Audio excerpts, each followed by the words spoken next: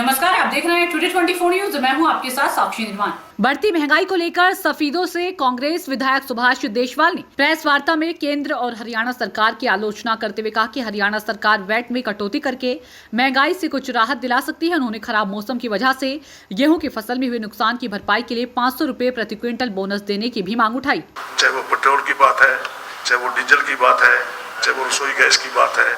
चाहे वो खाद्य तेल की बात है, चाहे वो दूसरे किसी भी प्रकार का, चाहे वो एग्रीकल्चर इम्प्लीमेंट्स पर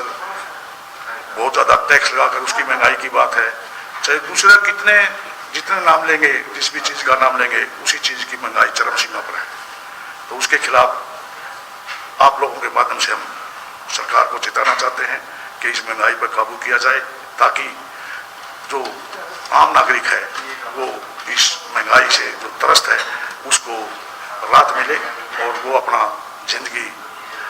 ठीक ठाक ढंग से आराम से अपनी जिंदगी व्यतीत कर सके। क्योंकि आज हम ये तो इंडिया लेवल की बात है, लेकिन आप स्टेट लेवल की बात करते हैं तो जब कांग्रेस की सरकार थी, जब बराबर के सभी स्टेटों में से हरियाणा में डीजल और पेट्रोल सस्ता होता था, चाहे वो हिमाचल प्रदेश की बात थी, चाहे वो पंजाब की बात थी, चाहे वो चंडीगढ़ की बात थी, दिल्ली की बात थी या उत्तर प्रदेश और राजस्थान की बात थी,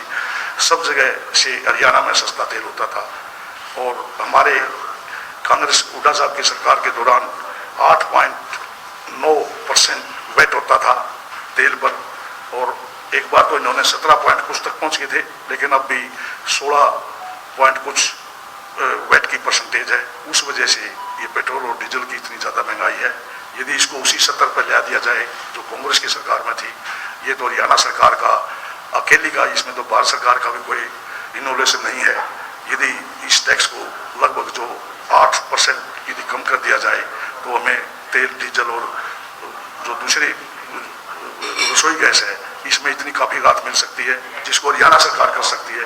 क्योंकि जो विकास की बात है या दूसरे बातों की बात करें तो हुड्डा साहब की सरकार में या कांग्रेस की सरकार में भी तो इसी प्रकार से, इस सरकार से अच्छे विकास कार्य भी होते थे और सारे काम होते थे। तो क्यों ना इस तेल की कीमतों को के ऊपर जो वेट की परसेंटेज है उसको कम करके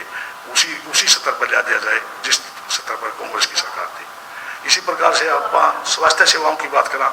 और कानून व्यवस्था की बात करा, इस एक ऐसा बुरा हाल स्वास्थ्य सेवाओं का है कि अपने जींद के सिविल हॉस्पिटल में मेरे ख्याल में 56 डॉक्टरों की पोस्ट हैं। मैं नहीं मानता 17-18 से ज़्यादा भरी हुई होंगी। और सबसे जुल्म की बात तो सफीदों के साथ है कि वहाँ 13 डॉक्टरों की पोस्ट हैं, 13 की 13 खाली है। मैंने तो विधानसभा में इस क्वेश्चन को उठाया था कि क्यों ना इस हॉस्पिटल को किसी प्राइवेट आदमी को, क्योंकि हॉस्पिटल जिस प्रकार से हॉस्पिटल का इंफ्रास्ट्रक्चर होता है, सरकारी हॉस्पिटल का इंफ्रास्ट्रक्चर तो बढ़िया है, किसी को किराए पे दे दो ताकि लोगों को सुविधा, पैसे से तो सुविधा मिल जाए, लेकिन सरकार के जूं तक इस प्रकार की नहीं रहेंगी। पर कम से कम जो सबसे बड़ा इस बार जो अपने खास कर गेहूं की, उसमें 5 से 7 बल्कि 10 क्विंटल तक भी गेहूं की उपज कम है। ज़्यादा गर्मी पड़ने की वजह से, जल्दी गर्मी आने की वजह से जो अच्छी प्रकार से फसल का दाना मोटा ना हो सका, तो हम तो सरकार से डिमांड करते हैं कि 500 रुपये कम से कम किसान को बोनस दिया जाए, ताकि इस बढ़ी हुई महंगाई में वो कहीं ना कहीं अपने बच्चे का पालन पोषण करके, अपने बच्चों को स्कूल भेज के उनकी किताबें कापियाँ ला के या उनके लिए दूसरी ज़रूरत की जो चीज़ें हैं उनको पूरा कर सके। इसलिए सरकार 500 रुपये बोनस देने का काम करे।